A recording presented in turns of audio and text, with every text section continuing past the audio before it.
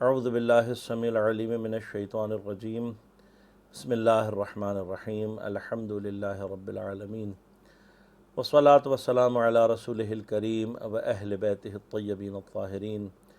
لا سیما بقیت اللہ فی الارضین روحی و ارواح العالمین لتراب مقدمہ الفدا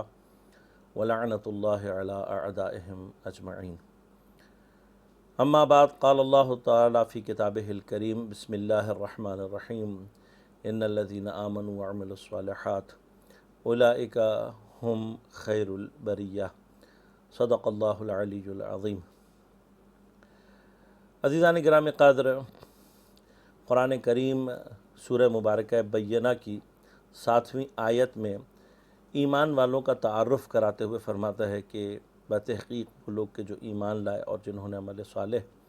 انجام دیا، اولئک ہم خیر البریہ. یہ وہ افراد ہیں کہ جو خیر البریہ یعنی تمام انسانوں میں، تمام لوگوں میں سب سے بہترین افراد ہیں. ان افراد کے بارے میں شیعہ اور سنی دونوں روایات میں اور تفاسیری روایات میں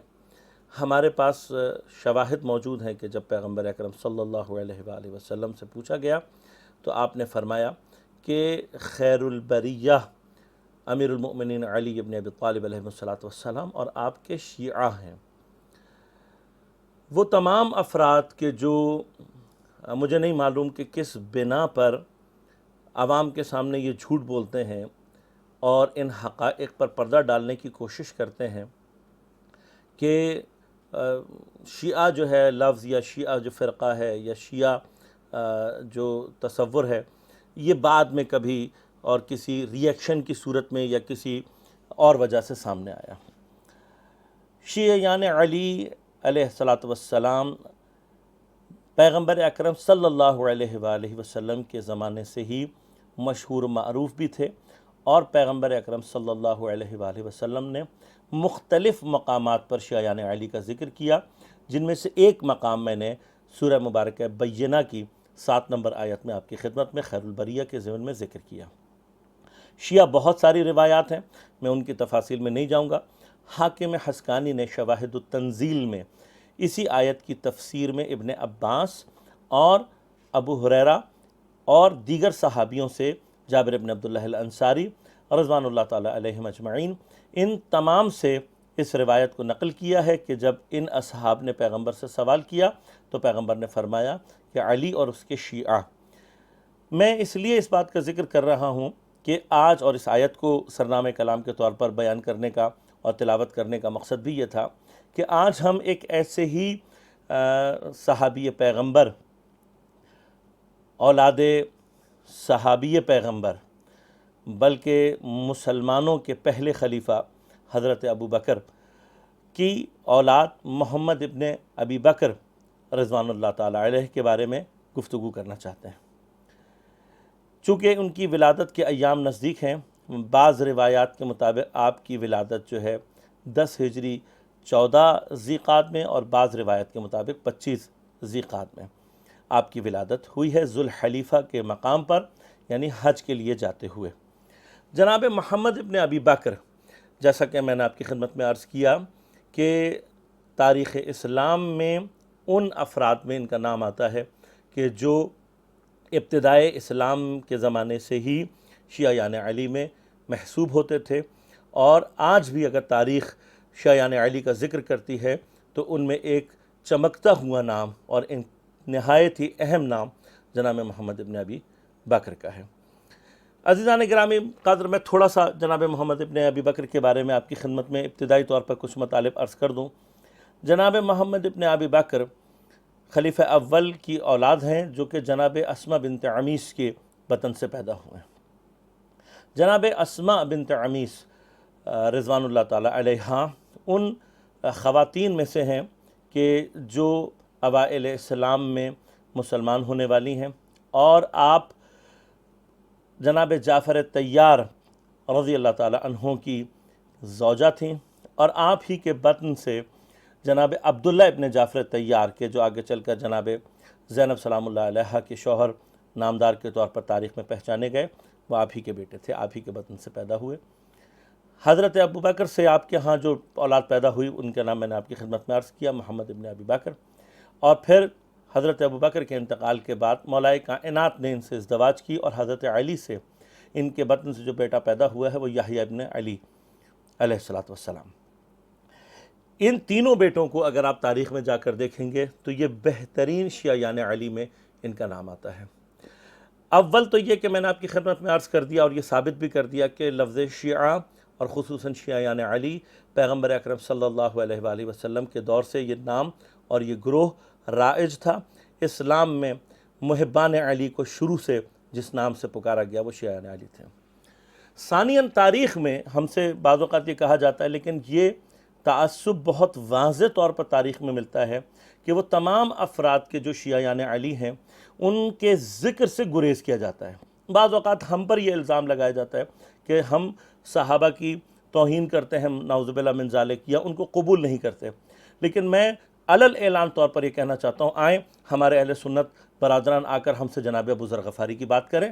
ہم سے جناب عمار یاسر کی بات کریں، ہم سے جناب مقداد بن الاسود کی بات کریں، ہم سے جناب عبداللہ ابن مسعود کی بات کریں۔ کیوں ان کی بات نہیں کی جاتی؟ کیوں ان کا ذکر نہیں کیا جاتا؟ کیوں اہل سنت کے ہاں ان اصحاب کا ذکر اتنا شدید نہیں ہے؟ کیوں؟ اس لیے کہ یہ وہ تمام کے تمام صحابی ہیں کہ جن کے لیے احادیث میں پیغمبر اکرم صلی اللہ علیہ وآلہ وسلم سے صحیح السند ہمارے پاس مطالب موجود ہیں کہ ان کے بارے میں اور ان کے ایمان کے بارے میں کسی کے لیے ہمارے پاس روایت موجود ہے ان کے ایمان کے اوپر، اور کسی کے لیے قرآن کی آیت ان کے ایمان کے اوپر دلالت کرتی ہے۔ کیوں جناب عمار کا ذکر نہیں ہوتا؟ اس لیے کہ جب جناب عمار کا ذکر ہوگا تو وہ باغی گروہ کہ جس کو پیغمبر اکرم صلی اللہ علیہ وآلہ وسلم نے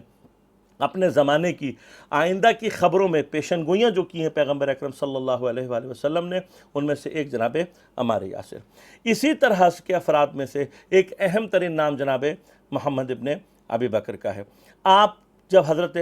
اسماء سے مولا کائنات کی شادی ہوئی تو آپ مولا کائنات کے گھر تشریف لائے اور مولا کائنات کی آغوش میں آپ نے پرورش پائی۔ اہل بیت علیہم السلام کے خاندان کے درمیان میں جناب محمد ابن ابی بکر اس طریقے سے پرورش پاتے ہیں کہ آپ کے اندر وہ تمام نجابت، آپ کے اندر وہ تمام تقوی، وہ تمام پرہیزگاری، وہ تمام صفات واضح طور پر آشکار ہوتی ہیں کہ جو مولا کائنات اور اہل بیت علیہم السلام کی دیگر افراد میں ہمیں نظر آتی ہیں۔ لہذا مولا کائنات کے ایک بہترین شیعہ اس مقام پر کہ بعض روایات میں حتیٰ بعض تواریخ نے یہ نقل کیا ہے کہ حضرت امیر المومنین نے ان کے بارے میں یہاں تک فرمایا کہ بعض روایات میں ہمیں یہاں تک ملتا ہے کہ آپ نے فرمایا کہ یہ حضرت ابوبکر کے صلب سے میرا بیٹا ہے، اور ان کی تعریف میں مولا کائنات نے بہت سارے الفاظ ہیں جو دہرائے ہیں۔ لیکن جناب محمد ابن ابی بکر کا ذکر کیوں نہیں کیا جاتا؟ یہ محمد ابن ابی بکر وہ ہیں کہ جنہوں نے خلافت ثالثہ میں آخری ایام میں جب دیکھا کہ بہت ساری ناانصافیاں بڑھ رہی ہیں اور خاندان بنو امیہ خلیفہ سوم کے نقاب میں اور ان کی پشت میں آ کر اس وقت سرایت کر رہے ہیں اسلام کے اندر، اور بہت سارے مقامات پر ایسی چیزیں سامنے آئیں کہ جو اس مجاہد سے جب برداشت نہیں ہوئی تو انہوں نے اس کے خلاف آواز اٹھائی۔ ان میں سے ایک بہت اہم مقام وہ تھا کہ جب ایک جنگ میں بحری بیڑے کی سربراہی جو ہے وہ عبداللہ ابن سراح کو دی گئی۔ عبداللہ ابن سراح کون ہے؟ عبداللہ ابن سراح خلیفہ سوم کا رضائی یعنی دودھ شریک بھائی ہے۔ یہ وہ شخص ہے جس کے لیے شیعہ سنی تمام تواریخ میں لکھا ہوا ہے کہ یہ شخص اسلام لایا تھا لیکن مرتد ہو گیا تھا۔ اس کے ارتداد کے بعد پیغمبر اکرم صلی اللہ علیہ وآلہ وسلم نے اس کا خون مباح قرار دے کر اسے جلا وطن کر دیا تھا۔ فتح مکہ کے موقع پر جن لوگوں کے پیغمبر نے قتل کا صریح حکم دے دیا تھا ان میں سے ایک شخص یہ بھی تھا، لیکن بنی امیہ کی پشت پناہی اور بنی امیہ سے متعلق مختلف افراد کی پشت پناہی اور پھر خلیفہ سوم کی سفارش سے اس شخص کی جان خلاصی ہوئی۔ بہت سارے سوالات ہمارے پاس موجود ہیں کہ خلیفہ سوم کے پاس پہلا حکم پیغمبر کا تھا یا نہیں، اور اس کو دیکھتے ہی خلیفہ سوم کو قتل کر دینا چاہیے تھا یا نہیں۔ اس طرح کے بہت سارے سوالات ہیں کہ آیا ایسے شخص کی سفارش کی جانی چاہیے تھی یا نہیں۔ میں ایک شخص کو دیکھتا ہوں کہ جس کو پیغمبر نے یہ کہا ہو کہ اس کا قتل کر دینا، چاہے یہ اپنے آپ کو جو ہے وہ خانہ کعبہ کے غلاف میں لپیٹ دے تو مجھے اس کی سفارش کے بارے میں سوچنا چاہیے یا اس کو قتل کرنا چاہیے؟ بہرحال میں اس تفصیل میں جانا نہیں چاہتا۔ اسی شخص کو جب آؤٹ آف دا وے جا کر کمانڈ دی گئی تو جناب محمد ابن ابی بکر نے وہاں پر صدا احتجاج بلند کی۔ آج جناب محمد ابن ابی بکر کا اگر ذکر تفصیل سے کیا جائے تو بہت سارے ایسے غلاف ہیں کہ جو اٹھتے ہیں، لیکن حضرت علی علیہ السلام کی فوج کا اور آپ کے جانثار سپاہیوں کا ایک اہم ترین نام جناب محمد ابن ابی بکر رضی اللہ تعالیٰ عنہ۔ آپ وہ لوگ ہیں، ان لوگوں میں سے ہیں کہ جو جانثاران علی میں سر فہرست آتے ہیں۔ لہذا کوفہ کی حکومت میں جس وقت جناب امیر المومنین علیہ السلام کی حفاظت اور آپ کی حکومت کے انتظامی امور کے لیے شرطۃ الخمیس نامی ایک فورس تیار کی گئی، تو اس فورس کے بھی اہم ترین افراد میں جناب محمد ابن ابی بکر کا نام ملتا ہے۔ آپ کے حوالے سے گفتگو بہت ساری کی جا سکتی ہے، بہت ساری باتیں ہیں کہ جو ذکر کی جا سکتی ہیں، لیکن آج میں چند ایک اہم باتوں کی طرف آپ کی توجہ دلانا چاہتا ہوں۔ جنگ صفین، جنگ جمل، جنگ نہروان میں آپ کی شجاعت کے جو واقعات ہیں وہ تاریخ میں بھرے پڑے ہوئے ہیں۔ مولا کائنات کے ہاتھوں میں، فاتح خیبر کے ہاتھوں میں تربیت پانے والا یہ وہ جان باز سپاہی تھا مولا کائنات کا کہ جس نے ہمیشہ اپنا سر ہتھیلی پر رکھ کر امیر المؤمنین علیہ السلام کی خدمت میں اپنے آپ کو حاضر رکھا، اور یہی وہ جان باز سپاہی تھا حضرت امیر المؤمنین علیہ السلام کا کہ جب حضرت نے اپنے اہم ترین ستون جناب مالک اشتر رضوان اللہ تعالیٰ علیہ کو کھویا ہے۔ کبھی انشاءاللہ فرصت رہے اور ہم تاریخ کو دہرائیں،